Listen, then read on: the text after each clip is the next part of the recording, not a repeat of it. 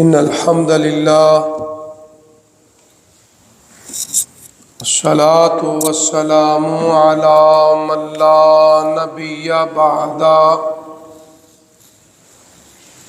فاعوذ باللہ السمیع العلیم من الشیطان الرجیم بسم اللہ الرحمن الرحیم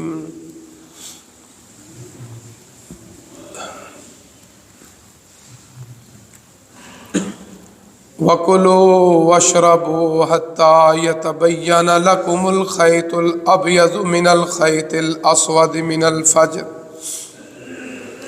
ثُمَّ أَتِمُّوا الصِّيَامَ إِلَى اللَّيْلِ وَلَا تُبَاشِرُوهُنَّ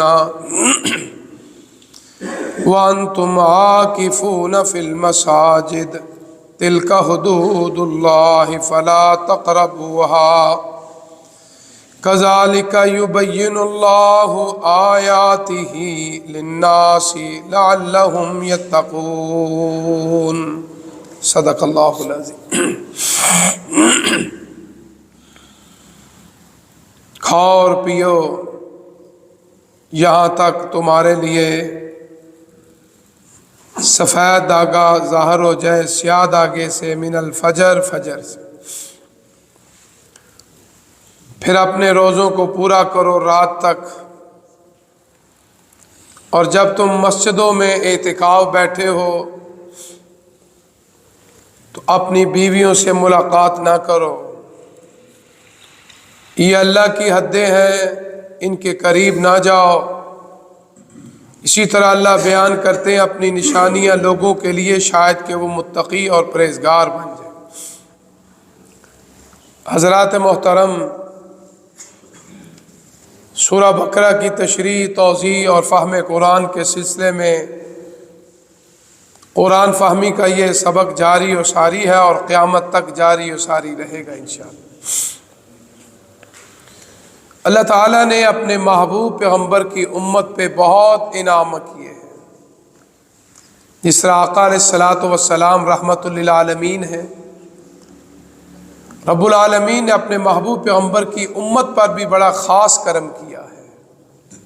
بہت زیادہ آسانیاں امت محمدیہ صلی اللہ علیہ وآلہ وسلم کے لیے، اور کل قیامت والے دن بھی میدان محشر کے اندر جو 120 صفیں ہوں گی انسانوں کی، حضرت انسان آدم علیہ السلام سے لے کر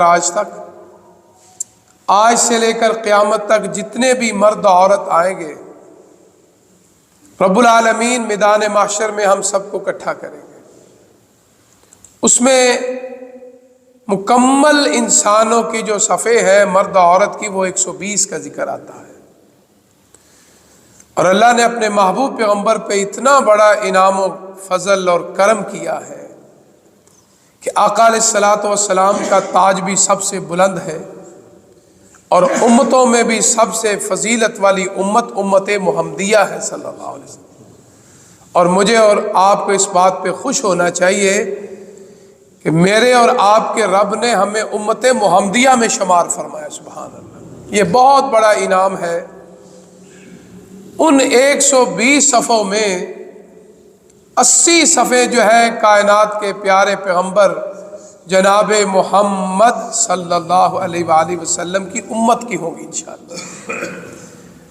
ایک تو یہ ہے۔ دوسرا، جناب موسیٰ علیہ السلام نے جب معراج کے موقع پہ آقا سے ملاقات ہوئی تو جناب موسیٰ علیہ السلام نے ایک بہت بڑی خوشخبری سنائی تھی۔ فرمانے لگے امت میری بھی بہت ہے، بنی اسرائیل قوم، اللہ نے انعام بھی بہت عطا فرمائے، لاڈلی قوم تھی اللہ کی اس دور میں، من سلوا کھانے والی، چشموں کے پانی پینے والی، اللہ تعالیٰ نے ہر نعمتوں سے نوازا تھا اس امت کو۔ نافرمان بھی بہت تھی، عذاب بھی بڑے آئے۔ تو موسیٰ علیہ السلام نے فرمایا تھا کہ آپ بڑے خوش نصیب ہیں، سب سے زیادہ اگر کسی نبی کی امت جنت میں جائے گی تو آقا آپ کی امت جنت میں جائے گی۔ اللہ اکبر۔ حضرت موسیٰ علیہ السلام کی بھی یہ ایک بہت بڑی بشارت ہے ہمارے لیے۔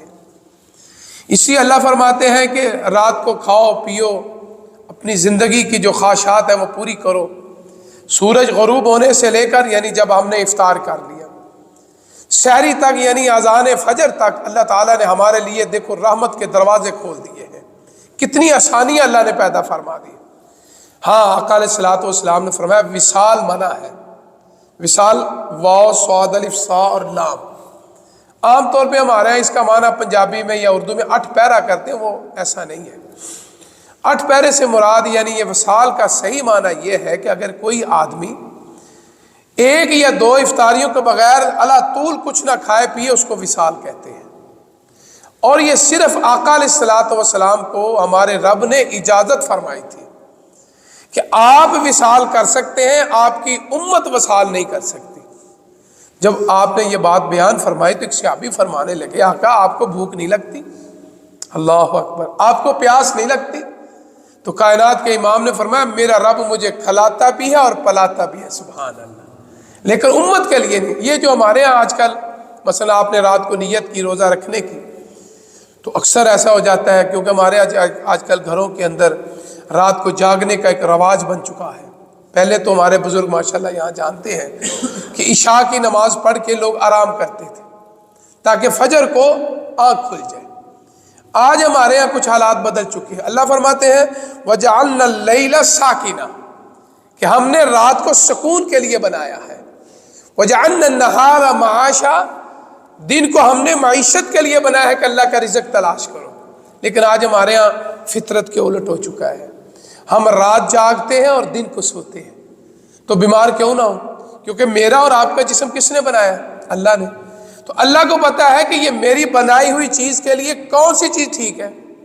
اور آج بھی حکماء اور ڈاکٹروں نے جو تحقیق کی ہے کہ سورج غروب ہونے کے بعد ہمارا معدہ، ہمارا جسم جو ہے وہ نیند مانگتا ہے، آرام مانگتا ہے، ریسٹ مانگتا ہے۔ لیکن ہم کیا کرتے ہیں؟ ہم معدے کو بھی ریسٹ نہیں کرواتے، ساری رات کھاتے رہتے ہیں اور رات کو سوتے بھی نہیں ہیں۔ تو دیکھو پھر ہمارا جسم، اور یہ بات یاد رکھنا، آپ سارا دن سوئے رہے، رات کی نیند کا نعم البدل نہیں ہے۔ اگر ایک آدمی رات کو جاگتا ہے نا تو کہتے ہیں چلو میں اب دن سو جاؤں، سارا دن سویا رہے، اس کے جسم کی تھکاوٹ، اس کے اندر سکون نہیں آئے گا، کیونکہ فطرت کے خلاف ہے۔ اسی کوشش کیا کرو رات کو اپنی نیند کو پورا کرو۔ اس لیے آقا نے فرمایا تھا نا، جو عشاء کی نماز با جماعت پڑھ کے سو گیا اور صبح اٹھ کے فجر کی نماز پڑھتا ہے، ساری رات سویا رہا، کوئی نیکی نہیں کی، کوئی ذکر نہیں کیا، اللہ رحمان کا اعلان ہے کہ جو مرد عورت اس پہ عمل کرے گا میں ساری رات اس کی عبادت میں لکھ لوں گا۔ اللہ اکبر، دیکھو اللہ کا کتنا انعام ہمارے لیے۔ دیکھو ہم سوئے رہے، ہماری نیکیاں لکھی جا رہی ہیں۔ لیکن آج کیا ہے، نہ ہم سوتے ہیں، تو پھر مسائل بھی تو اسی لیے، ہماری پریشانیاں دیکھ لو بڑھ گئیں، ہماری بیماریاں بڑھ گئیں۔ معدے نے جب بھوک لگتی ہے نا، اس لیے کہتے ہیں کہ سورج طلوع ہونے سے پہلے معدے کی ڈیمانڈ ہوتی ہے مجھے کھلایا پلایا جائے۔ اس لیے آج ڈاکٹر بھی کہہ رہے ہیں بھائی ناشتہ نہ چھوڑو، ناشتہ نہ، کیوں کہتے ہیں؟ اس لیے کہ ہم بیمار نہ ہو جائیں، استغفر اللہ۔ اور ہمارے بڑوں نے دین فطرت کو قبول کیا، اور آپ کو دیکھیں ان کی صحتیں ہم سے بھی زیادہ بہتر ہیں، وہ ہم سے زیادہ واک کرتے ہیں، ہم سے زیادہ چلتے پھرتے ہیں۔ ہماری عمریں کم ہیں، ہم اتنا چل بھی نہیں سکتے۔ اس کی وجہ کیا ہے کہ ہم نے فطرت کو چھوڑ دیا ہے۔ وہ فطرت پہ تھے، اور دیکھیں ہاں ٹھیک ہے زندگی موت اللہ کے ہاتھ، ان کی عمروں کی شرح بھی زیادہ ہے۔ آج دیکھیں نوجوان آدمی ہارٹ اٹیک ہو رہے ہیں، نوجوان آدمی فلاں بیماری ہو گئی، اس کی وجہ کیا ہے کہ ہم نے فطرت سے ہٹ کے فیصلہ کیا ہے۔ اس لیے اللہ فرماتے ہیں کہ افطاری کا وقت دیکھو کتنا اللہ نے خوبصورت رکھا ہے۔ پورا مہینہ ہم مغرب کو کھاتے ہیں، اور سونے تک اگر کوئی آدمی کھائے پیے نا، اللہ کی رحمت سے اسے روزے کا فائدہ اور اس کی حکمت بھی ملے گی، اس کی صحت بھی ٹھیک ہوگی۔ ہمارے شہر میں پرانے بزرگ جان حافظ محدث گوندلوی رحمۃ اللہ علیہ بہت بڑے عالم تھے، بہت بڑے بڑے علماء کے استاد تھے، میرے والد کے بھی استاد تھے، بہت سے علماء کے استاد العلماء تھے۔ ان کی عمر 100 کے آگے پیچھے تھی، بلکہ زیادہ تھی۔ ایک صحافی نے نوائے وقت اس کے انٹرویو لینے کہ آپ کی عمر بہت زیادہ ہے، صحت بھی بڑی اچھی ہے ماشاءاللہ آپ کی، تو آپ کھاتے کیا ہیں، کرتے کیا ہیں؟ تو مجھے یاد ہے کہ میں نے خود بھی ان کا انٹرویو پڑھا تھا، وہ کہنے لگے میری عادت ہے کہ جب سے میں نے ہوش سنبھالی ہے، جب سے میں رات کا کھانا مغرب سے پہلے کھا کے پھر مغرب کی نماز پڑھتا ہوں۔ آپ اندازہ فرما لیں، مغرب کی نماز پڑھی، عشاء کی نماز پڑھی، جو کھانا کھایا وہ اللہ کے فضل و کرم سے ہضم ہو گیا، کئی بیماریوں سے بچ گئے۔ کہنے لگے میری لمبی عمر کا راز یہ ہے کہ جب سے میں نے ہوش سنبھالی ہے، میں نے رات کا کھانا مغرب کی اذان سے پہلے کھایا، پھر جا کے میں نے مسجد میں مغرب کی نماز پڑھی۔ تو اس لیے آج ہمارے یہاں یہ حالات ہی بدل چکی ہیں۔ تو اس لیے اللہ نے بھی اس رمضان المبارک میں وہی حکمت رکھی ہے کہ مغرب کے وقت کھانا کھائے اور پھر اس کے بعد سحری کے وقت کھانا کھائے۔ دیکھو کتنا فاصلہ ہو گیا۔ اللہ تعالیٰ کی یہ خاص رحمت، روزے کا فائدہ، گناہ بھی معاف ہو رہے ہیں، اللہ ہمیں بیماریوں سے بھی پاک صاف کر رہے ہیں۔ تو اللہ تعالیٰ ہمیں اس طرح کے روزے رکھنے کی اللہ توفیق عطا فرمائے۔ آگے اللہ فرماتے ہیں کلوا واشربوا۔ پہلے بھی میں نے ایک مسئلے کی یہ وضاحت کی تھی، ہمارے یہاں بعض نوجوان نسل کچھ جن کو شاید نہیں علم، ہمارے ایک بات بڑی مشہور ہے کہ پانی کھانے سے پہلے پیو تو سونا، درمیان میں پیو تو چاندی، بعد میں پیو تو لوہا۔ یہ عام ایک ہمارے ہاں ایک بڑی بات مشہور ہے، بعض لوگ اس کو حدیث بھی سمجھتے ہیں، استغفر اللہ، یہ حدیث نہیں ہے۔ یہ پورا قرآن آپ پڑھ لیں، ماشاءاللہ آپ پڑھے لکھے ہیں، تمام حدیث کی کتابیں آپ پڑھ لیں، بلوغ المرام سے لے کر بخاری شریف تک، جہاں بھی کھانے پینے کا ذکر آیا نا، اللہ رحمان نے پہلے کھانے کا ذکر کیا پھر پینے کا ذکر کیا۔ جہاں بھی آپ دیکھ لیں، اب یہاں بھی آپ دیکھ لیں اس آیت میں وَكُلُوا وَاشْرَبُوا، اگر پانی بہتر ہوتا تو اللہ واشربوا پہلے لاتے، کلو بعد میں لاتے۔ شرن کوئی ایسی بات نہیں، اگر کوئی پہلے بھی پانی پی لے، لیکن اس کو دین نہیں سمجھنا چاہیے، اس کو روایت نہیں سمجھنا چاہیے۔ اس طرح آج کل ہمارے یہاں یہ جو بات میں نے آپ کی، یہ کوئی کہاوت ہو سکتی ہے، اس لیے صحیح بات یہ ہے کہ وَكُلُوا وَاشْرَبُوا۔ چند دن پہلے یہ بھی ایک سوشل میڈیا پہ بڑی جی نہار منہ پانی پینا چاہیے یا نہیں پینا چاہیے۔ اکثر ڈاکٹروں کی رائے کہ خالی پیٹ پانی نہیں پینا چاہیے۔ آپ کو یاد ہوگا جب ہم چھوٹے تھے، ایسا بھی جانتے ہو کہ ہماری والدہ محترمہ کہا کرتی تھی، بالوں کرکٹ کھیل کے آنا نا، فٹ بال کھیل کے آنا، تو ساتھ چڑھیا ہونا، پسینوں پسینی ہونا، تو مار پانی نہ پیا جائے، پانی نہ پیا جائے، کلیجے نو لگ جائے گا۔ اللہ اکبر۔ تو پتہ چلا کہ ہمارے بڑوں کو بھی پتا تھا خالی پیٹ پانی نہیں پینا، بیمار ہو جاؤ گے۔ اور اللہ بھی کہہ رہے ہیں وَكُلُوا وَاشْرَبُوا، پہلے کھاؤ اور پھر پیو۔ حدیث میں بھی جہاں بھی کھانے پینے کا ذکر آتا ہے، آپ مطالعہ کریں، اللہ تعالیٰ آپ کو توفیق دے۔ تو جہاں بھی کھانے پینے کا ذکر، دیکھو جب بولتے ہیں تو کھانا پینا ہی آتا ہے، فطرتی بات ہے، پہلے کھانا پھر پینا۔ اس قرآن کی آیت میں بھی فرمایا وَكُلُوا وَاشْرَبُوا، کھاؤ اور پیو۔ تو اس لیے اللہ تعالیٰ نے یہ امت محمدیہ صلی اللہ علیہ وسلم کے لیے اللہ نے یہ اعلان فرما دیا، کھاؤ پیو۔ آگے اللہ فرماتے ہیں کہ اعتکاف جو ہے یہ مسجد ہو گیا۔ دیکھو آج کل انشاءاللہ کل اللہ کے فضل و کرم سے مساجد کے اندر لوگوں نے اعتکاف بیٹھنا ہے، اور اس میں ایک بڑی بحث آ جاتی ہے جی عورتیں کہاں بیٹھیں گی۔ قرآن مجید کے اندر اور حدیث کے اندر جہاں بھی اعتکاف کا مسئلہ آیا ہے نا، تو 7 لفظ ہے فی المساجد، مرد ہو عورت ہو، اس کا اعتکاف مسجد میں ہے، بس یہ اٹل فیصلہ ہے۔ اور یہ قرآن میں بھی اللہ فرماتے ہیں عاکفون فی المساجد، اس میں مرد بھی شامل ہے، اس میں عورتیں بھی شامل ہیں، کوئی آدمی اس میں عورت کو مستثنا نہیں کر سکتا۔ کوئی ایسی دلیل نہ قرآن میں ہے نہ حدیث مصطفیٰ میں صلی اللہ علیہ وسلم۔ اس کی دلیل کیا ہے؟ آپ کی اہلیہ محترمہ ہماری امی جان جو آقا علیہ الصلوۃ والسلام کے 9 حرم تھے اس وقت جب آپ دنیا سے تشریف لے گئے، تو انہوں نے اجازت مانگی، ہمارا بھی دل کرتا ہے کہ ہم اعتکاف بیٹھیں، تو آقا نے اپنی عورتوں کے خیمے مسجد میں لگوائے تھے۔